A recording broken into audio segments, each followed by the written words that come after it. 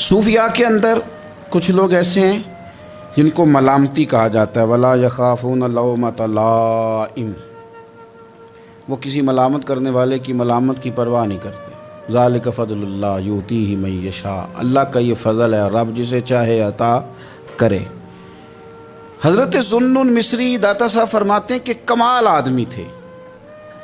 لیکن انہوں نے نہ راہ آزمائش اختیار کی، رستہ اس طرح کا اختیار کیا کہ جس میں لوگ انہیں برا ہی کہتے تھے۔ وہ فیمس نہیں ہو سکے، ہر گلی ہر کونے ہر جگہ ان کی تعریف نہیں ہو سکی، کچھ تعریف نہیں ہو سکی، کچھ اپنوں نے قدر بھی نہیں پہچانی۔ اہل مصر نے ان کے ساتھ کوئی اچھا رویہ اختیار نہیں کیا۔ ہوتا یہ ہے کہ جب لوگ اپنے مزاج کو غالب کر لیتے ہیں ہر چیز پر اور کہتے ہیں جو میں کہہ رہا ہوں، جو میں سوچ رہا ہوں وہی حق ہے، اسی پر ساری دنیا آ جائے، تو بہت ساری جگہوں پہ نا وہ اپنے گمان کے مطابق چیزوں کو تباہ کر بیٹھتے ہیں، اور بہت سارے صالحین کے بارے میں، بہت سارے متقی لوگوں کے بارے میں بدگمانیاں پیدا کرتے ہیں، اور تربیت اپنی رک جاتی ہے، خیر سے دور ہٹ جاتے ہیں۔ حضرت ذوالنون مصری رحمۃ اللہ علیہ کے ساتھ بھی ان کے اپنے شہر کے لوگوں نے، ان کے اپنے ارد گرد کے لوگوں نے ان کے ساتھ کوئی اچھا سلوک نہیں کیا۔ زندگی بھر کسی شخص نے بھی کوئی اس طرح کا رویہ ان کے ساتھ نہیں رکھا۔ ہاں، عقیدت مند لوگ تھے، محبت کرنے والے بھی تھے، لیکن اکثریت ان لوگوں کی تھی کہ جو ان کی طرف جب بھی نظر اٹھاتے تھے تنقید کی اٹھاتے تھے، طنز کی اٹھاتے تھے۔ داتا صاحب رحمۃ اللہ علیہ فرماتے ہیں کہ عقدہ تو اس وقت کھلا، راز تو اس وقت فاش ہوا، بات تو اس وقت لوگوں کے سامنے آئی جب ان کا انتقال ہوا تو ان کی پیشانی پہ لکھا تھا یہ اللہ کا دوست ہے، اور اس نے رب کی محبت میں وفات پائی ہے۔ اور فرماتے ہیں مصر کے لوگوں کی آنکھیں تب کھلیں کہ جب ان کا جنازہ دھوپ میں اٹھایا گیا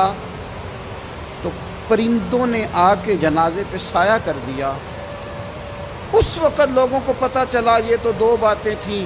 داتا صاحب کہتے ہیں لوگوں پتہ ہے تیسری بات کیا ہوئی؟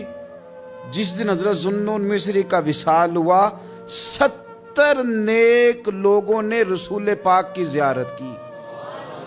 اور ہر بندے کو خواب میں آ کے اللہ کے محبوب نے فرمایا آیا اس لیے ہوں کہ ذوالنون مصری کا انتقال ہو گیا ہے اور میں نے ان کا استقبال کرنا، ان کو آگے بڑھ کے خدا کے کرم کی خوشخبری سنانی ہے۔ رسول کائنات میرے مرنے پہ ہر سو شور مچ جائے گا، دیکھو گے، کہنے الوداع سرکار خود تشریف لائیں گے۔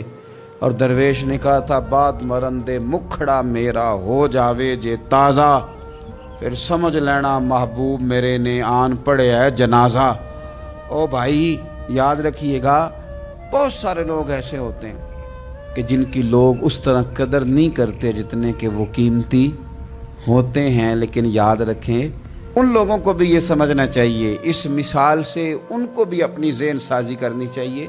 کہ لوگوں سے قدر کرانا ویسے اتنا ضروری بھی نہیں، زیادہ ضروری تو یہی ہے نا کہ رب رسول کی نظر میں بندے کا کیا مقام ہے۔ اگر وہاں مقام ہے تو پھر لوگوں کی گڈ بک میں آنا کو زیادہ ضروری بھی نہیں، اگر وہاں پاس ہے تو بس پھر جے کر سائیں وسون کچھ اجیاں نو،